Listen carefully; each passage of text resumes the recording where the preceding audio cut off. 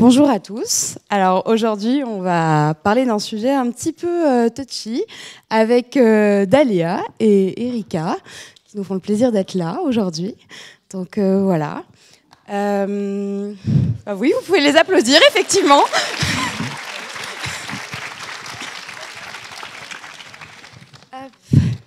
Alors, tout d'abord, on va faire une petite présentation, même si je pense que vous les connaissez déjà vu que vous êtes tous ici.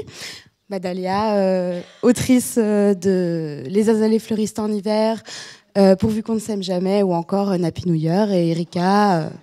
Allez-y, allez-y, allez-y. Grosse ovation. Et Erika, autrice dernièrement de Nos cœurs déboussolés, Tu finiras par aimer Noël, ou Au cœur d'une nuit de Noël. Voilà.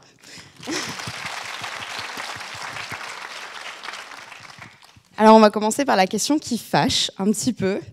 Qu'est-ce que vous répondez aux personnes qui ont des préjugés sur la new romance? Par exemple, qui pourraient vous dire que c'est une paralittérature érotique, qui idéalise les relations et qui est lue uniquement par des femmes. Ça marche? Oui, ça marche. J'ai tendance à être un peu sèche sur ça et à dire que quand on me dit ça en premier, c'est t'en as pas lu déjà, tu sais pas de quoi tu parles, renseigne-toi avant de parler. Mais après, c'est vrai que j'ai tendance à dire lis avant de parler parce que c'est totalement à l'opposé de ce que tu penses. Pour moi, la new romance, et je pense qu'on a la preuve là quand on voit je pense qu'on doit être à 98% de femmes dans la salle, à mon avis, et même dans l'événement. C'est des histoires principalement écrites par des femmes, pour des femmes, et qui parlent de sujets qui touchent les femmes. Et on est la preuve, cet événement, c'est la preuve que c'est quelque chose pour les femmes, en fait, féministes. Et quand on lit, on sait que c'est... On sait que ces gens qui disent ça, ils se trompent et qu'ils n'ont pas lu, en fait. Surtout quand on lit ce qui se fait actuellement avec l'évolution de la new romance et de la romance de manière générale. Donc, Ok. Et toi, Daléa? C'est à peu près la même réponse que je donne. En général, je suis pas forcément sèche, mais c'est vrai que je suis pas forcément dans une logique d'évangélisation. Je suis pas là en train de dire regardez notre genre, à le défendre, parce qu'en fait c'est pas ces gens-là qui l'ont amené là où il est aujourd'hui. En vrai, c'est les médias traditionnels. Enfin, je veux dire, c'est pas le monde du livre tel qu'il existe et même le lectorat tel qu'il existe qui ont poussé la romance là où elle est. La romance qui a fait son retour là sur le devant de la scène, c'est grâce aux lectrices et surtout aux lectrices parce qu'elles représentent, comme tu dis, 98% du lectorat. Et on peut être même sur ce même ratio sur celles qui l'écrivent. Ouais. Donc finalement, j'ai pas trop... moi, je leur réponds pas tellement. Parce que je leur dis, t'as raison, reste dans ton truc. Nous, on est bien, on est entre nous et on sait que la romance, c'est bien plus que ça. Et c'est exactement ce que disait Erika. Ok. Et notamment, tu parlais un petit peu des médias. Est-ce que vous ressentez une petite pression ces derniers temps, notamment avec la mention de la new romance de plus en plus présente dans des articles, etc., qui sont parfois pas non plus très flatteurs? Est-ce que vous avez un rapport un peu compliqué avec ces articles ou vous les lisez juste pas? Ça peut un peu plus m'agacer. Surtout que new romance, c'est souvent mélangé avec dark romance. C'est souvent... c'est écrit par des gens qui n'en lisent pas. C'est écrit par des gens qui se mettent pas au goût du jour. Et en fait, vu que justement c'est catalogué comme quasi exclusivement féminin, en fait, c'est tout de suite mis de côté comme si c'était un sous-genre, une sous-littérature. Enfin, vraiment, le truc du... c'est lu par des adolescentes dans leur lit qui se cachent de leurs parents. On est là, les ados, les grandes ados qui nous lisent, elles viennent avec leur maman. De quoi elles se cachent de personne, en fait. Personne ne se cache à des moments. Les femmes se cachent de leur mari. De leur mari? Mais enfin, le mari, il s'en fiche. Les trois quarts des lectrices, elles sont avec des geeks. Donc, les maris, ils jouent aux jeux vidéo. Donc, si tu veux, personne ne se cache de quoi que ce soit, en fait. Donc, on sent qu'ils sont totalement dépassés par ce qui se passe. On sent qu'il y a un amalgame. Il y a des vrais sujets, c'est vrai, sur la dark romance, sur la romantisation des traumatismes. Et il y a des vrais sujets. Et à des moments, j'aimerais juste qu'ils soient mieux traités plutôt que par... pour moi, c'est de la fainéantise. Et c'est du pur sexisme. Et c'est pour ça qu'aujourd'hui, on est là sur des tonnes et des tonnes d'articles. Le phénomène new romance. Et c'est maltraité et en fait, ça sert à rien. Voilà.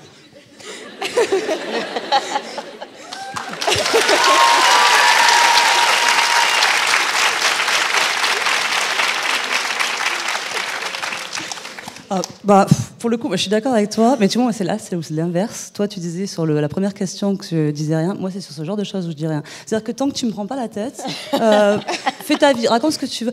J'ai ce truc-là dans ma vie de me dire, il y a des gens, c'est de l'ignorance qui fait que ça devient de la bêtise, et je pense pas que ce soit de la méchanceté. C'est vraiment, ils savent pas de quoi ils parlent. Mais c'est ce que je dis, c'est un peu c'est pour ça que j'appelle ça peut-être que j'appelle ça de la fainéantise intellectuelle, c'est que, tu sais, pour faire un article, faudra en lire, tu sais. Puis pour en faire un bon, faudrait peut-être en lire 2, 3. Et puis, faudrait peut-être réfléchir 3 secondes. Oh là là, trop compliqué. Et donc, c'est plutôt ça, moi, qui va m'agacer. Mais du coup, c'est bien, on se complète dans la cause. Ces gens-là, je me dis... il n'y a rien à en faire. Moi, je suis du genre à me battre quand on peut faire quelque chose. Par contre, je suis très résiliente. Si tu peux rien faire, je lâche l'affaire. Donc, c'est pas ta guerre. Ouais, laisse tomber. Ils changeront pas d'avis, en fait. Et j'ai passé trop d'années à essayer de me battre avec les gens. Mais en fait, j'ai perdu trop d'énergie. Je préfère me consacrer aux gens qui sont là, par exemple, aux gens qui ont envie de justement qu'on avance ensemble. Quoi. Pourquoi je perdais du temps? Par contre, si tu viens me dire, ouais, mais la new romance, c'est ça. Ah, là, on va parler. Là, on va parler. Mais tant que tu viens pas me le dire, moi, chacun pense ce qu'il veut, chacun fait ce qu'il veut. Ça me regarde pas. Dans vos textes, vous abordez principalement des sujets qui touchent les femmes. Les violences sexistes et sexuelles, la parentalité, la charge mentale. Est-ce que c'est une volonté de votre part d'aborder ces sujets-là, ou est-ce que c'est venu un petit peu normalement, ou est-ce que vous avez ressenti une certaine pression justement d'écrire entre guillemets, pas seulement de la romance, mais une romance engagée, etc. Alors pression, pas du tout. Parce que j'écris ce que j'ai envie d'écrire. Et je pense d'ailleurs ça va être pareil. Enfin, on peut pas nous forcer à écrire quelque chose qui. Je ne peux pas me forcer moi-même à écrire. Non, pression non. Au début, en fait, c'est venu naturellement parce que les sujets que j'abordais, c'était des sujets qui me parlaient, qui me touchaient. Donc à chaque fois, j'écrivais ma réalité à moi, qui n'était pas la réalité forcément que je pouvais lire tous les jours. Et après, par contre, c'est devenu vraiment pour moi, c'est de l'engagement maintenant, réellement de me dire on a besoin de ce genre de livre, on a besoin de bonnes représentations de la femme, de bons messages, tout ça. Donc, à la base, c'était naturel, mais c'est devenu aussi une volonté personnelle. Voilà. Ok, super. Et pour Dalia? C'est à peu près le même schéma. Je pense que... Non, quand même, dès que je suis arrivée dans l'écriture par Fixia, tout de suite, je m'étais dit j'ai envie de passer des messages féministes, etc. C'était mon but. Parce que je m'étais souvent dit qu'on allait changer aussi les choses par la fiction. Comme que c'était un moyen comme un autre, en fait, de changer les choses à petite échelle, peut-être. Parce qu'à la base, moi, j'écrivais pour Fixia, donc j'écrivais pour les personnes qui allaient me lire sur la plateforme. J'imaginais pas gagner, j'imaginais pas être édité. Mais à la base, j'étais là en disant, j'ai quand même envie de porter un message. Ensuite, c'est après que c'est devenu une évidence, quand après, sur tous les textes, ça revient, on se dit, OK, il y a un truc. OK, il y a quelque chose. Ok. Et pourquoi avoir choisi la new romance particulièrement pour s'exprimer sur ces thématiques-là? C'est une envie personnelle ou, encore une fois, ça vous est venu plus ou moins naturellement? Je pense que dans le féminisme, j'ai beaucoup lu, j'ai beaucoup recherché. C'est un sujet qui m'a passionnée vraiment de manière théorique, limite.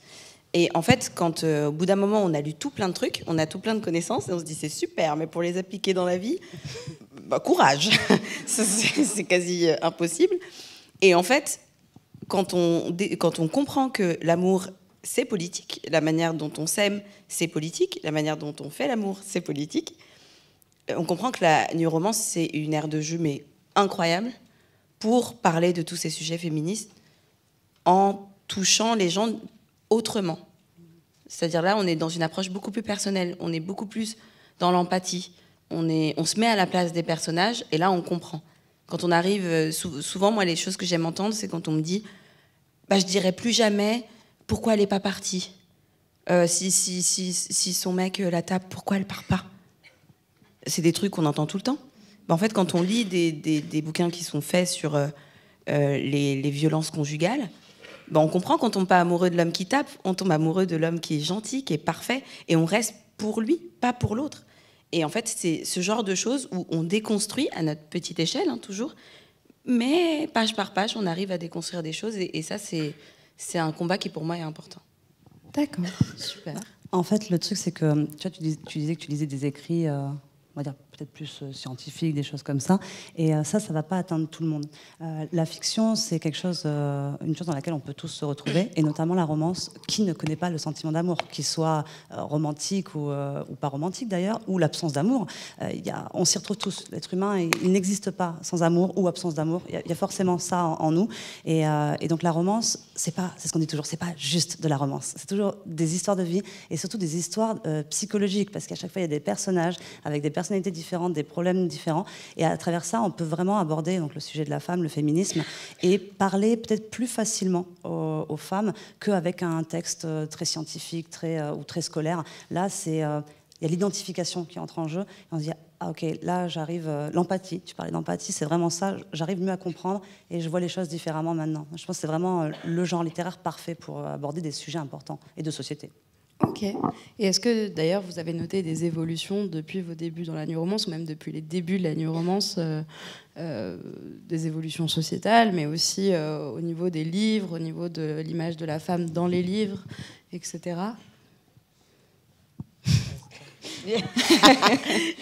Alors, je sais que j'écris pas depuis si longtemps que ça. J'écris, Les Azalées est sorti il y a 3 ans. Et je sais qu'il y a 3 ans, j'avais plus de messages où on me disait, quand c'est la fille qui est grumpy, donc c'est un trope, donc c'est un ressort narratif qu'on utilise souvent dans les romances, c'est qu'il y en a un qui est très solaire, qui aime beaucoup la vie, quoi, et puis l'autre, non. Il aime pas. Et donc, souvent, c'est des choses qu'on utilise, et souvent, c'est la femme qui est mignonne, qui est solaire, qui est gna-gna, et le monsieur qui est torturé, qui a des problèmes. Et moi, j'avais fait une romance de Noël où c'était l'inverse, c'est-à-dire que c'était elle qui avait des vrais problèmes. Et lui, il était juste sympa. Et on me disait souvent, oh, pourquoi c'est elle? C'est dommage. On a du mal à rentrer en empathie avec elle, parce que... Et vraiment, j'avais parfois certains retours comme ça, où 1 an et demi après, je sors Pourvu qu'on ne s'aime jamais, où là, elle, c'est une grosse aigrie de la vie. Et là, toutes les filles, c'est oui, des personnages badass, oui, ça, on veut des personnages comme ça, etc. Et moi, j'étais vraiment en train de me dire, ah ouais, donc quand même, il y a des choses qui changent. Même si moi, je peux pas voir ça, je vois ça en tant que lectrice, parce que j'en lisais avant d'en écrire. Et c'est vrai que le personnage féminin dans la romance a beaucoup évolué, a beaucoup changé. Aujourd'hui, elle a une carrière, elle a des aspirations différentes que juste l'homme. Elle peut gagner autant que lui, elle peut travailler aussi de temps en temps. Enfin, il y a plein de choses qui ont changé. Donc, au niveau des représentations, je trouve, la new romance a changé et le lectorat avec. Donc, c'est trop bien. Ok, bah super. Et comment vous faites toutes les deux pour que vos personnages ne tombent pas dans les clichés justement de la romance de l'époque où justement tu parlais de c'est toujours la femme qui est le sunshine, c'est toujours l'homme qui est le grumpy. Comment justement on arrive à avoir une variété de personnages qui changent un peu des carcans habituels, on va dire? Pour le coup, moi, mes personnages sont toujours inspirés de la réalité, en fait. Donc, pas forcément de gens que je connais, mais dans ma tête, ils existent, sont mes amis, en fait. Enfin, dit comme ça... Genre, parce que, par exemple, j'ai une collègue qui est aussi chez Hugo, Laurence Chevalier, qui me disait, quand elle écrit un livre, elle est son personnage. Elle l'est quand elle l'écrit. Moi, je dis non, moi, je suis avec eux et ils me racontent leur histoire. Je ne suis pas eux, sinon ça ne va pas du tout dans ma tête. Hein. Je ne peux pas. Bon, cela dit, ils sont dans ma tête, je crois qu'ils sont réels, bon, je ne sais pas trop. Vous ne pouvez pas me juger, je sais que vous avez tous des book boyfriends, tout ça, arrêtez. Faites pas genre. Faites pas genre, dans votre tête, vous êtes mariés à pas mal de gens. Hein. Qui n'existent pas.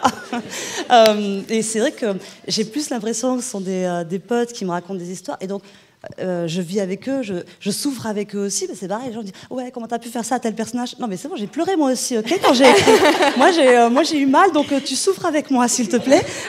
Et du coup, forcément, je pense qu'ils sont réalistes parce que ils existent, ils reposent sur des personnes qui existent, qui sont réelles. Enfin, donc c'est forcément différent des clichés d'avant parce qu'avant, au lieu de faire des personnages réalistes, je pense qu'on faisait des personnages justement qu'on aimerait voir exister avec ce truc un peu du prince charmant. D'ailleurs, on avait vraiment des critères très bizarres au niveau prince charmant et tout. Et c'était chelou, ouais. Ouais, c'était un peu bizarre. On avait des fantasmes un peu particuliers, je trouve quand même. Enfin, j'en sais rien, mais...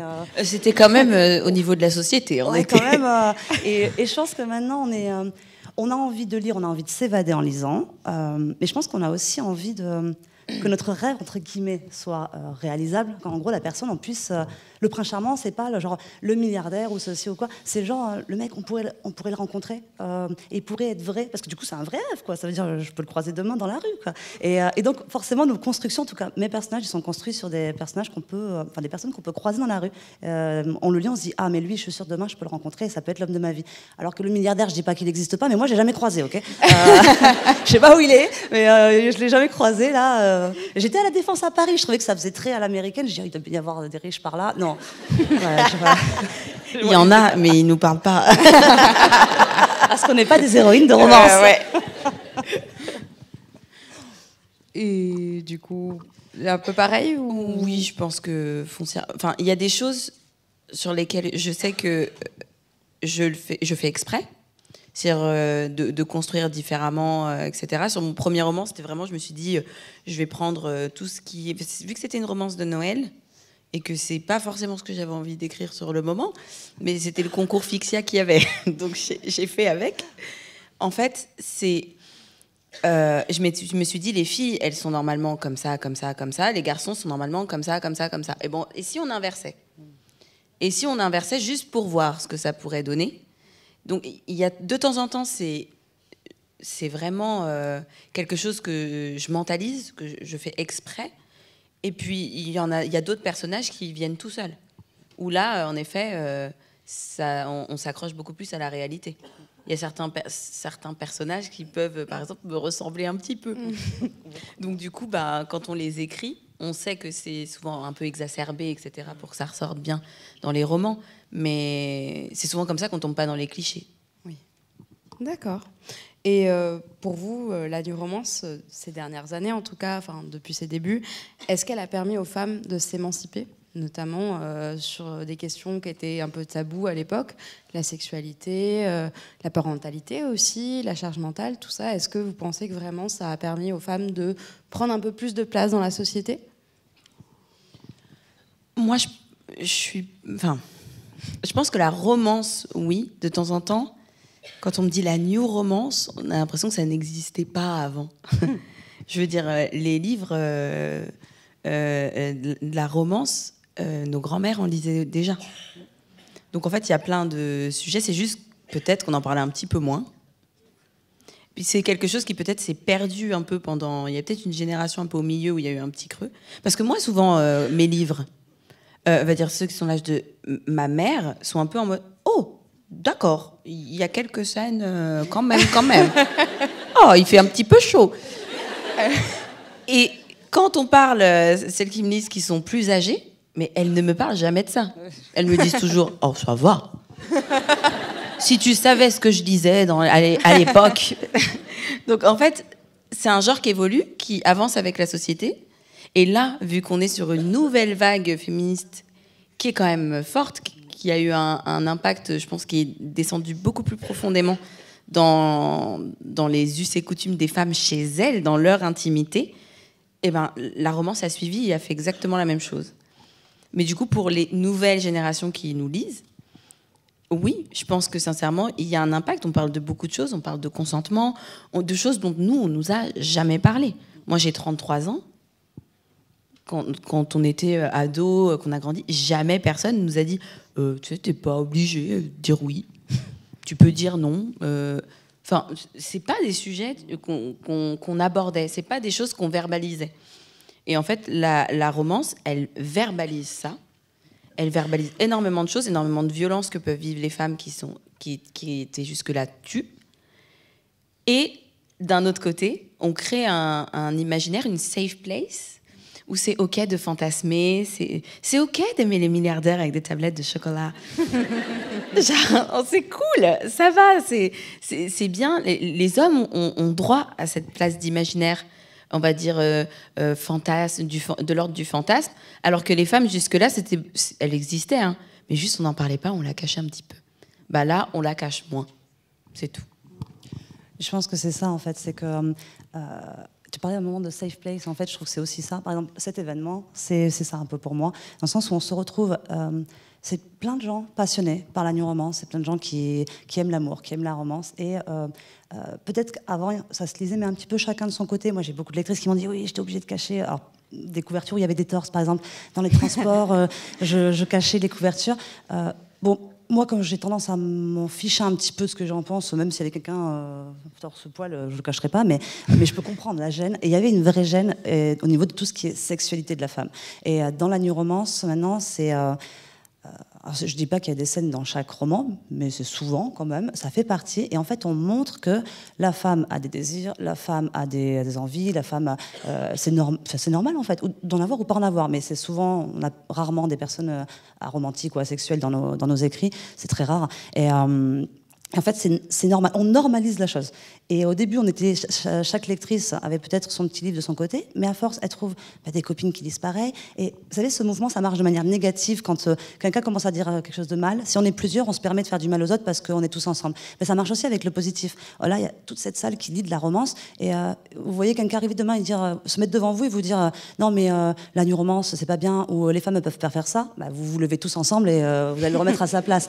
Donc finalement, c'est ce truc-là d'être tous ensemble, et plus on avance et plus on montre justement, puisqu'il y a de plus en plus de lecteurs, de lectrices, que c'est OK, et que oui, on lit des histoires où il y a des femmes et que elles ont une sexualité et elles ont des messages à passer et c'est pas des potiches, et voilà. Donc ça joue, je pense, ça rapproche. Après, il y a encore beaucoup de travail côté féminisme à faire dans notre société, mais ça contribue en fait. Et pas que les écrits, les gens qui lisent. Je pense que c'est ça qui compte. Si on écrit qu'il n'y a personne qui lit, le message passe pas de toute façon. Donc, oui, c'est sûr. Et tu parlais notamment du fait qu'il y a de plus en plus de lecteurs. Est-ce que vous pensez que si plus d'hommes lisaient de la romance, est-ce que ça aurait un effet bénéfique sur les relations, peut-être ? Moi, je me dis que oui, quand même. Hein. Parce que déjà, ils apprennent...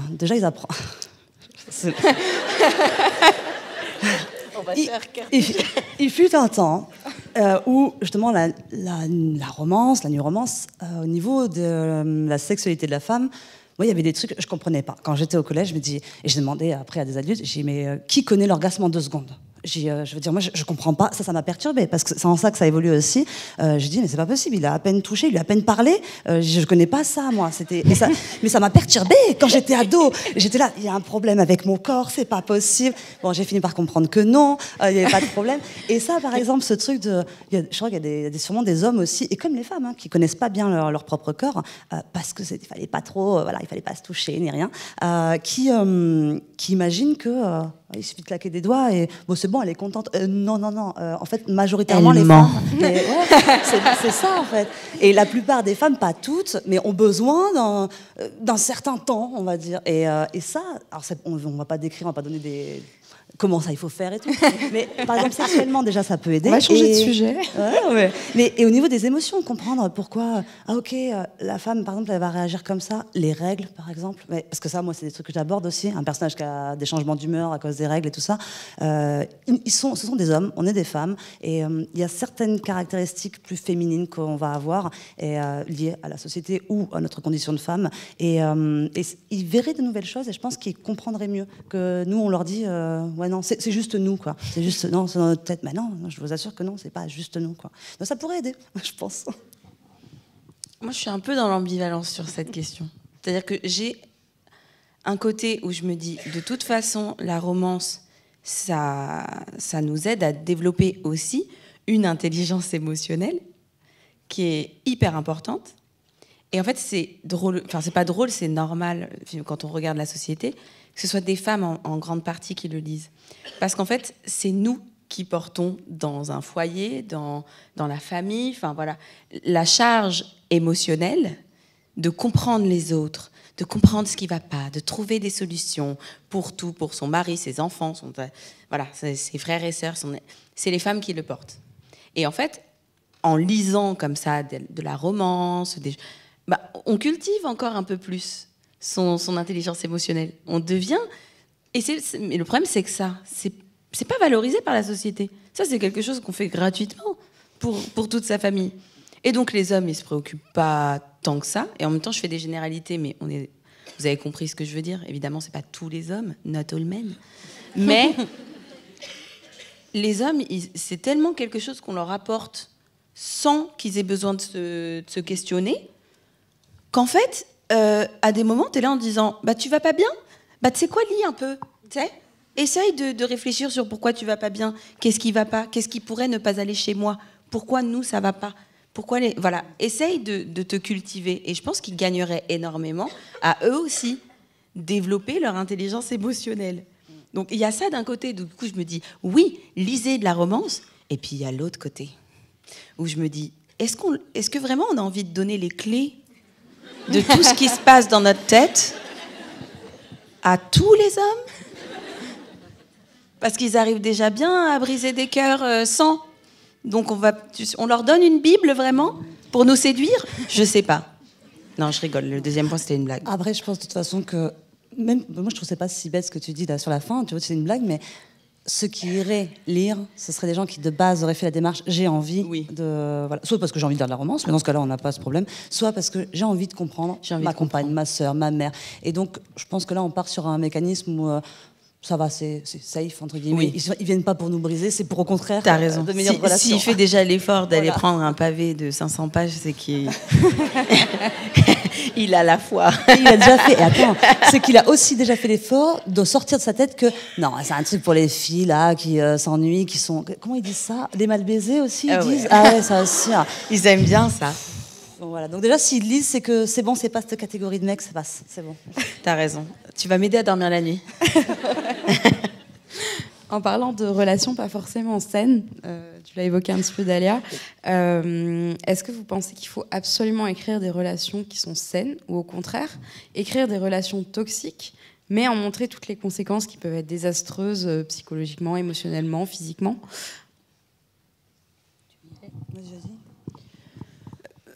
Moi, je ne veux pas parler pour les autres, parce que je pense qu'on n'a pas à brider quoi que ce soit. Je pense que l'auteur, en étant auto-édité, porte sa responsabilité. L'auteur, quand il est édité en maison d'édition, avec l'éditeur, porte la responsabilité sur le texte. Et donc, limite, ce n'est pas vraiment à moi de me positionner là-dessus. Sur moi, par contre, c'est clair que, pour moi, il faut soit écrire des relations saines, soit écrire des relations toxiques, mais justement montrer en quoi ce n'est pas sexy, ce n'est pas glamour. Ça va l'être un moment, mais ça ne va pas durer. Derrière, ce sera terrible. Et en fait, pour moi, je suis pour une morale. Et même si un jour j'écris de la dark romance, et même si un jour j'écris... Je peux comprendre que ce soit divertissant, je peux comprendre que ce soit hyper intéressant d'aller creuser dans des psychologies beaucoup moins saines, beaucoup moins safe que ce qu'on a l'habitude de faire. Je comprends l'attrait, mais je ne pourrais pas, moi, personnellement, parce que j'ai cette responsabilité-là, je la sens trop sur mes épaules pour dire, oui, bah ok, c'était pas fifou. Le mec, il l'a un peu étranglé. Bon. Mais à côté de ça, il trie ses Skittles. Non. ça va pas du tout. Moi, à la fin, il faut qu'il y ait une morale. Donc, je commence par chez moi, et puis les autres, chacun pour soi et Dieu pour tous. Je suis vraiment sur la même... je juge absolument pas, parce que je suis contre la censure de l'art, en fait. C'est quelque chose qui, pour moi, à force de mener des combats... pourtant, j'appartiens à cette catégorie de gens qu'on qualifie de woke. Je suis vraiment hyper engagée sur tout ce qui est sujet comme ça. Mais je trouve que parfois, on va beaucoup trop loin et on va finir par se retrouver dans une société où l'art est censuré. Et ça, c'est la fin de tout. Pour moi, c'est la fin de tout. Donc, chacun fait ce qu'il veut. Chacun écrit ce qu'il veut. Chacun lit ce qu'il veut. Voilà. Mais bon, après, on va pas rentrer dans le débat de ce qu'on pourrait faire pour éviter que ça tombe entre de mauvaises mains. Par contre, je suis vraiment comme Dalia. Moi, c'est... pour moi, j'ai une responsabilité. Je peux pas écrire des choses où je vais pas être raccord avec. Je veux pouvoir chaque matin me regarder dans le miroir et me dire j'ai écrit ce qui est raccord avec moi, avec mes pensées et ce que je veux passer comme message. Je suis aussi d'accord qu'on peut parler de tous les sujets tant qu'il y a une morale. Je pourrais pas écrire un titre où justement il y a de la romance, et ça malheureusement dans les vieux titres on en a beaucoup. Les personnages sont toxiques, mais à aucun moment on le dit. Et je vois des jeunes filles après qui sortent qui disent « Ah, c'est trop mon mec idéal ». Je dis « Pardon c'est ça ton mec idéal ?» Ah, voilà, j'ai ma nièce, elle a 10 ans, pour l'instant elle n'est pas du tout dans ça. Ah, je l'attends au tournant. Hein. Je l'attends au tournant. Dès qu'elle va commencer, je vais lire tout. Ou ma belle-sœur lit aussi beaucoup de new romance, parce que mon frère il est complètement à l'ouest. Et je vais dire non, en fait, non, ou alors on en parle après. Je vois souvent, ça c'est génial, des lectrices plus jeunes qui viennent avec leur maman, avec leur papa aussi, et elles me disent que la maman souvent va lire le livre avant pour en discuter avec elle. Et je trouve ça tellement génial, vraiment. Les mamans, vous êtes géniales. Vous êtes des... Vraiment.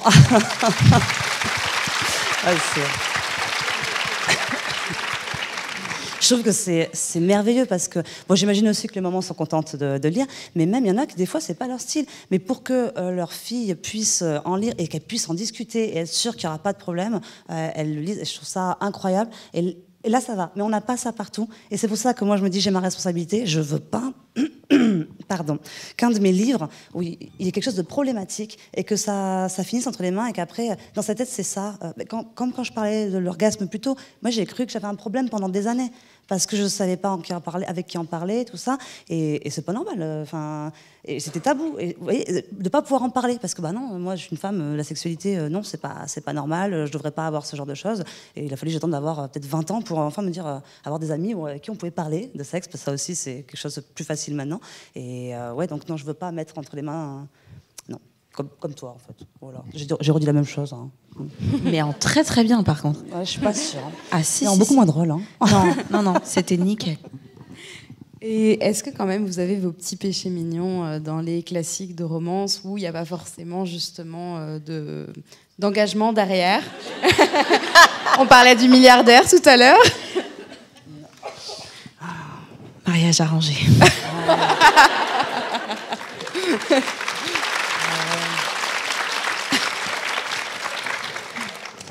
Ça j'aime bien.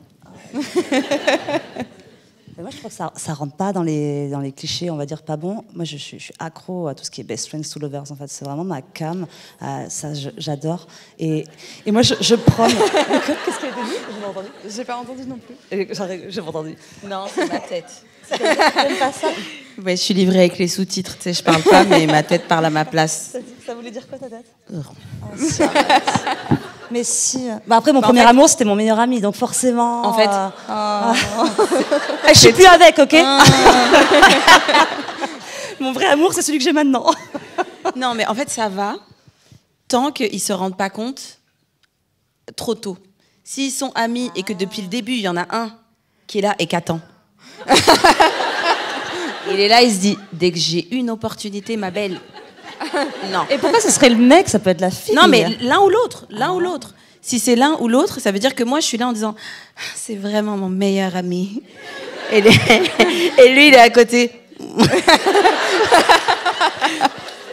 Oui, bah, donc du coup, ça marche. Moi, ça marche un truc qu'il faut pas. Moi, j'aime bien. C'est effectivement pas du tout ça, présenté comme ça. Et en même temps, je crois que j'adore quand ils sont torturés. Genre, ça fait 10 ans, il est toujours amoureux, il a rien. Non, ça colle pas avec moi du tout. Moi, je suis une rentre dedans. Moi, et à un bout d'un moment, ça va pas marcher. Mais j'aime bien. Je dis, oh, mais c'est amour puissant.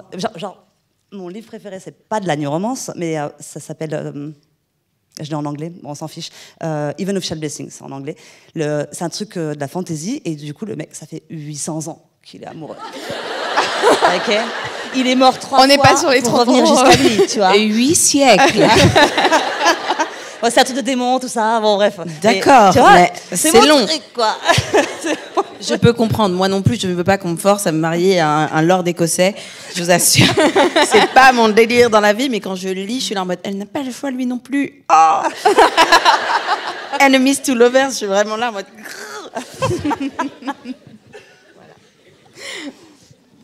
On va revenir sur un sujet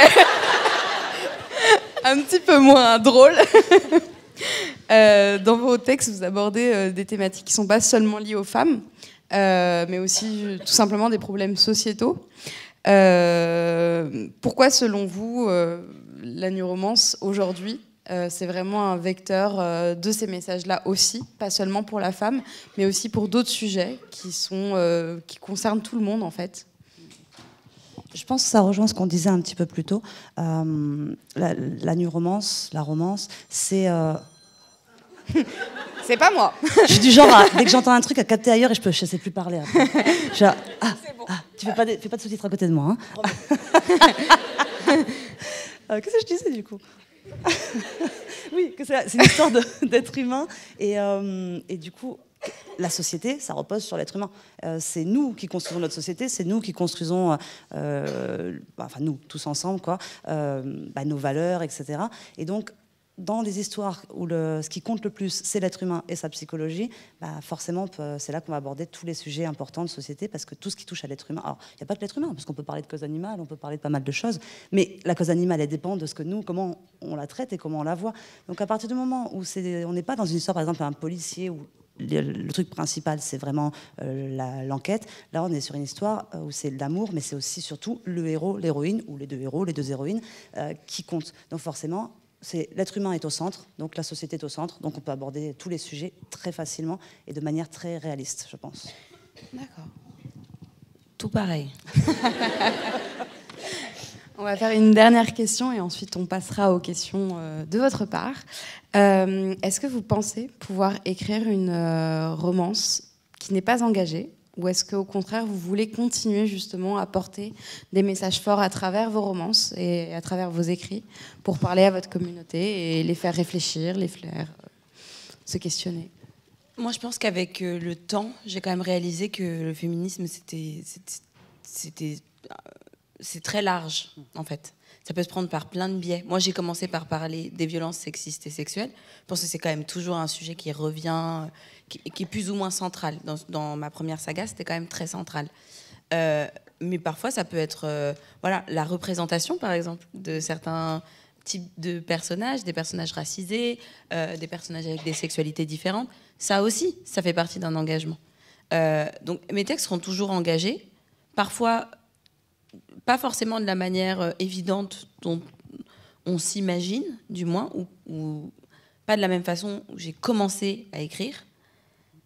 Mais par contre, ils le seront toujours, à mon sens. Je pense que c'est ça, c'est-à-dire que tu parles de la diversité, c'est tout à fait ça.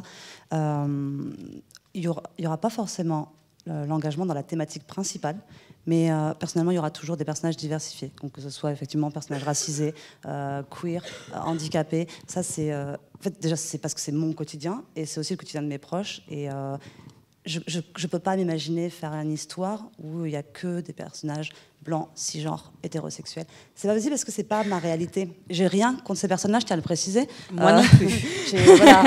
Attention, juste que ça me semble mathématiquement impossible, donc irréaliste, d'avoir par exemple un groupe de 4, 5, 6 personnes et qu'ils soient tous comme ça. Donc c'est pas, enfin sûrement que si ça existe, c'est juste que c'est pas chez moi. Je sais pas, peut-être que mes amis, je les ai piochés comme ça, pas au bon endroit, j'en sais rien, mais bon, c'est pas possible. Donc il y aura forcément moins cet engagement-là dans la diversité des personnages, mais ça sera pas nécessairement la thématique centrale, quoi. C'est juste de la représentation. Donc ça reste une forme d'engagement. Bien sûr. Ok, super. Donc on va passer aux questions maintenant dans le public. Je ne sais pas trop comment ça se passe. Je crois que je vais venir à côté de vous. Et puis, je vais vous donner le micro. Elle va courir. Moi, j'aurais une question, en fait, par rapport... je suis animatrice et je travaille avec des jeunes, donc des jeunes adolescentes. Et de plus en plus, comme vous disiez, certaines lisent de la dark romance. Et notamment, par exemple, Borderline de Joss Keaton, de ce genre de livres. Comment on peut faire? Parce que c'est un vrai problème. Souvent, elles pensent que c'est une histoire d'amour. Moi qui le lis, je sais très bien que ça n'a rien d'une histoire d'amour. C'est des beaux livres quand même, moi j'aime les lire, mais parce que j'ai du temps, parce que j'ai de l'expérience, parce que je sais. Comment justement on peut faire, comment la société peut faire pour éviter que ce genre de livre tombe dans les mains de jeunes adolescents de 14, 15, 16 ans, qui clairement ne sont trop jeunes et qui vont avoir dans la tête une image d'une histoire qui a de la violence sans forcément derrière d'incidents qui démontrent qu'est-ce qu'une vraie histoire d'amour. C'est un sujet qu'on a déjà abordé dans d'autres salons. Et c'est hyper compliqué. Je pense que ce sera en vérité un gros travail avec tous les auteurs, autrices, éditeurs, éditrices, libraires, parents. C'est au niveau de la société, limite, qu'il faut travailler. C'est ça. Tous ensemble, il faudrait la société, et qu'on travaille aussi main dans la main au niveau de la prévention, peut-être. Oui. Mais il faudrait que tout le monde s'y mette. Et on voit bien qu'on ne sait pas faire, nous, en France. Hein. Le problème, c'est que... on a vraiment un problème, c'est que moi, je pense qu'on prend le biais de la dark romance et qu'en fait, on a juste trouvé le bouc émissaire. Le problème n'est pas la dark romance. Le problème, c'est la pornographie. Le problème, c'est les représentations des femmes qui sont systématiquement dominées. Le problème, c'est la romantisation des relations toxiques. Personnellement, j'ai grandi dans les années 90. C'était que ça, les relations d'amour.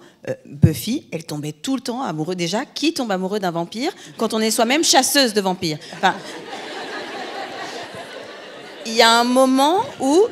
Et nous, on était là, et nous, on adorait ça. On nous abreuvait de trucs totalement irréalistes, totalement toxiques, et on était là, c'est super. C'est juste que aujourd'hui, quand on me parle du problème de la dark romance, je dis oui, la dark romance c'est un problème. Elles sont jeunes et elles le lisent. La pornographie c'est un problème. Aujourd'hui, je pense que l'âge où les jeunes regardent un premier porno, ils ont 9 ans. Ils ont 9 ou 10 ans. Il faut lire Un clic du pire d'Ovidie, c'est hyper intéressant, vraiment. Et au bout d'un moment, le problème, il est au-dessus. Donc en fait, c'est ça, c'est que la prévention, elle devrait se faire au-dessus. Je sais pas, il n'y a pas un ministère qui s'occupe des enfants, genre?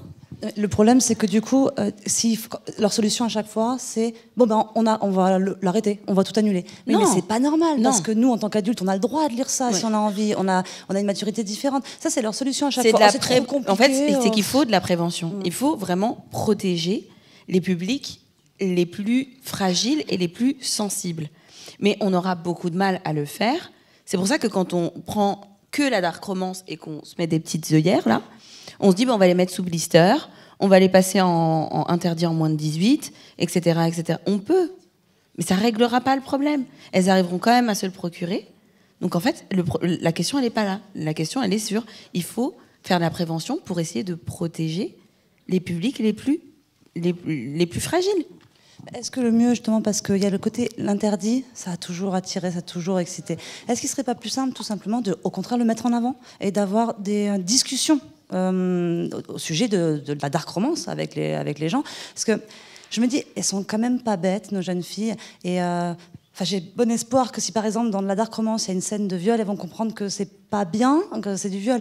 Moi, je m'inquiète davantage, par exemple, dans d'anciennes romances où on avait justement des problèmes de consentement, mais ça passait crème. Où là, par contre, elles ne pouvaient pas savoir qu'il y avait un problème. La dark romance, je pense que si on leur dit clairement, c'est de la fiction, dans la réalité, il ne faut pas... Il y a même des trucs, c'est des crimes, en fait. Je veux dire, c'est puni par la loi. Peut-être que si on ouvrait, au contraire, le dialogue, au lieu d'essayer de les en empêcher, parce que l'interdit... Quand on est jeune, elles y vont, quoi. Enfin, et puis elles se le passent entre copines. Et puis, c'est bon, on a tous été jeunes. Hein. Enfin, on sait ça. Donc peut-être plus de discussions, mais comment mettre ça en place? Si on commence à dire oui, faisons, je sais pas moi, des discussions autour de la dark romance en classe. Oh là là là là, ça va partir.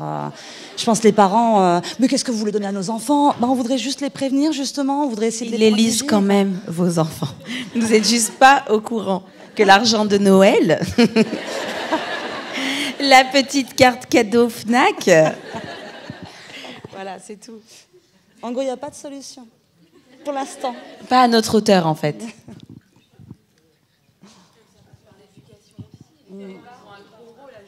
Oui.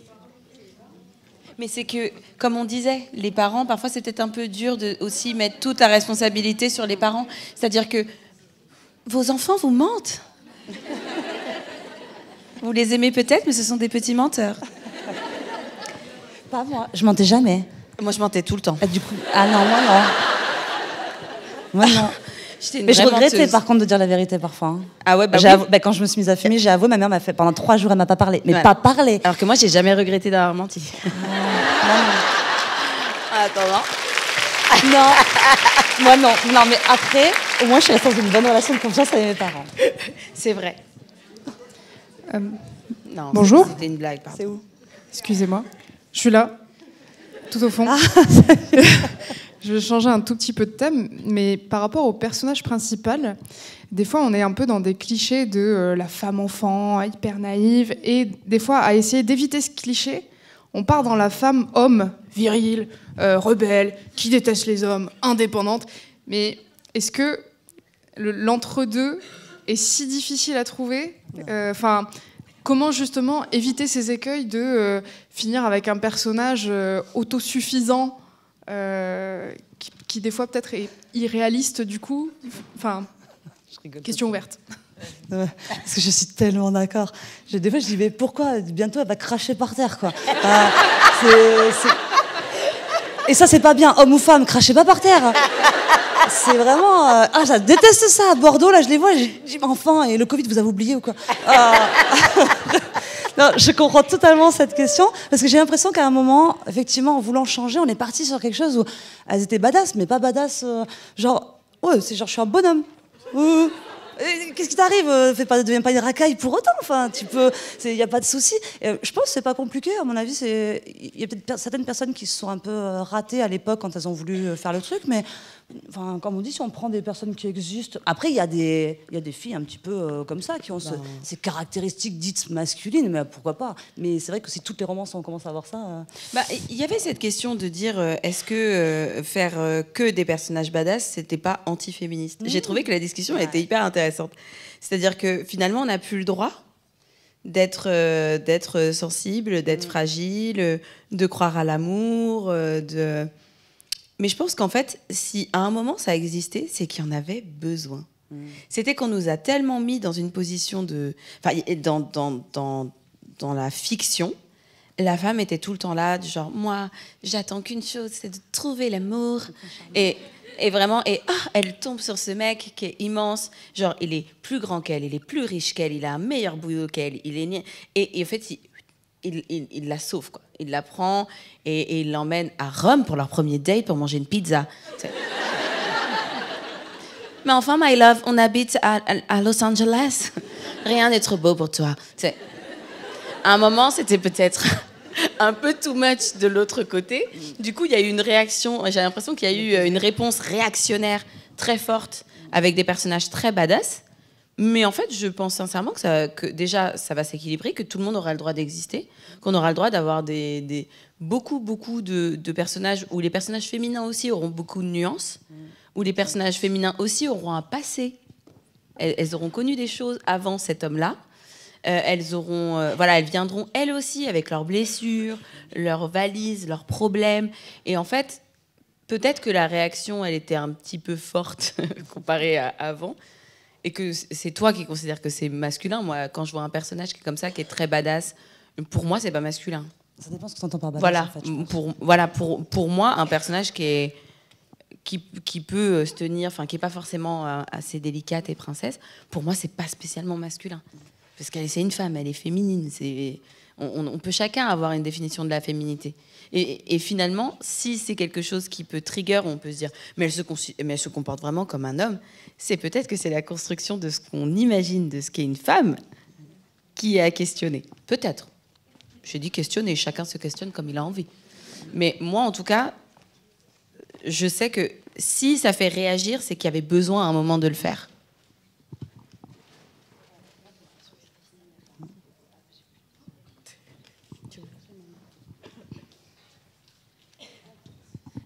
Alors je suis désolée, on va devoir s'arrêter là.